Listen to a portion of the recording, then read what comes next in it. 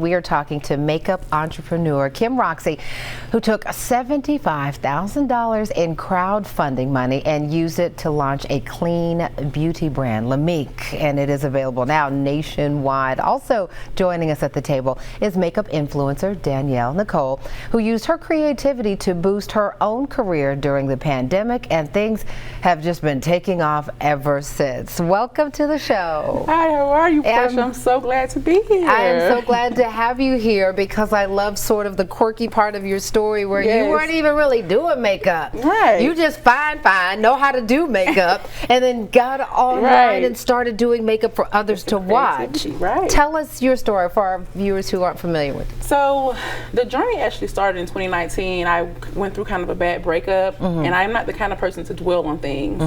And I had to change my focus, and I just started playing in makeup. It started out real simple, soft glam looks here and there, and then in 2020, when the pandemic hit, it kind of turned into this big. It got bigger than what it is. Yeah. And that's when the more creative side ended up coming out, and it was nonstop. The audience started to build, and they wanted the body art. This is amazing to me. Oh, you thought we were just talking about high glam and some fancy lashes? No. Right. It got more and more creative, and people got excited about it, and so that's what kept me going. But that's how I started. So what was it though? Because we see people all over, social media doing their own makeup. What do you think was it that you did that made people really? I mean, I see what it is, but there's also something to what you're saying while you're doing it. What was your connection point for people who are watching, and like, how do I connect? Because I think that's a good lesson we should start with from you before we start learning from Kim. Absolutely. One of the most important things that I did was connected with the audience, because the audience is going to be the one to push your content out and allow them to be a part of the story. I don't call them fans, I call them my glamily. And so with that, they push it out, they push the content out, and they look at this young woman. People were going through some stuff during the pandemic. I had one lady who was on the verge of suicide at one point, and she wrote me and she was like, your content saved my life. Oh, wow. Yeah, because I will go live and you have to connect with people. Right. It's not just one of those. It's calling people by name. Right. It's hearing their engaging, responding to their questions. Yes. So, I love that blue look. I want to do that blue look one day. I could do it for you. Let me know if you're ready. So but let's talk about too the fact that you recognize you also still want to kind of level up. There's some other things you wanted to do, and that's why we thought it would be really cool to pair the two of you. That's my girl. To get that's your girl. I love it. So where is the room for growth? What is it that you want to do next? One of my biggest dreams is to work with Tyler Perry. I really want to be on one of his sets. So Tyler, if you're looking at this, call me. Listen, that's the elevator pitch right there. Really want to work with Tyler Perry. Truly appreciate his art.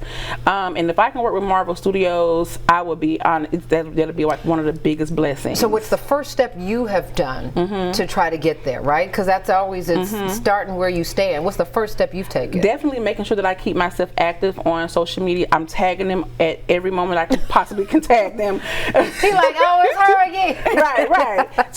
Tagging them in every possible moment. Also putting myself in places to make that happen. I do have a great partnership with Meta, and they put me in great high places where I can meet these people, people. So it is a blessing. So and networking is key. Right. Kim, so to someone in this position, how do you then push beyond? Because there's tagging, right? But then after a while, okay. Yeah. What do you do?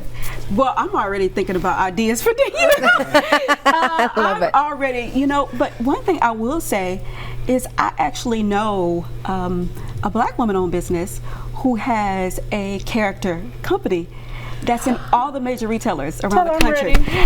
But you got to show up ready, right? Right. Her competitors are actually Marvel and places like that. And so I'm already thinking about a partnership. So when you talk about networking, right? We talk about building relationships.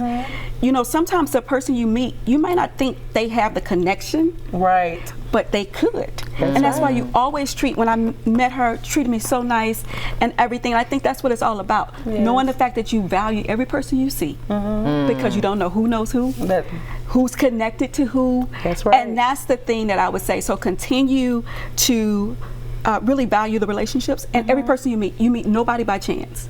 I love that. You meet nobody so by right. chance. Don't ever look over anybody's head. Yes. Connect with like you said, connect like how you connect online, connect in Yes. person the same way. Yes. And then all of those things will come to pass. Yeah. Wow. And so, I love her. Yes, I do too. It's pretty cool. I can tell this is kind of a full moment for you. It is. It is a full moment for me.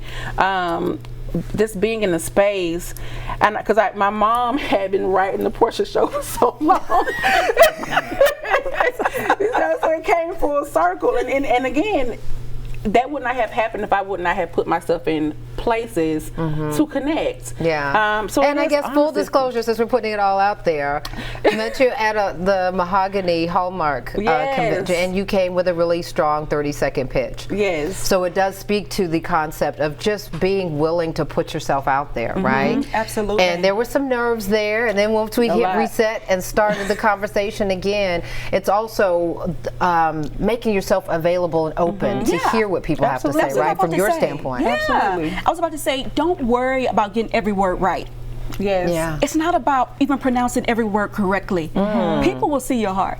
People will understand. Like That's you right. said to her, I heard a couple of key words that I listened for when people introduce themselves. And I think people don't understand the value of just showing up. Right. Yes. And that's what she did. She did magnificently.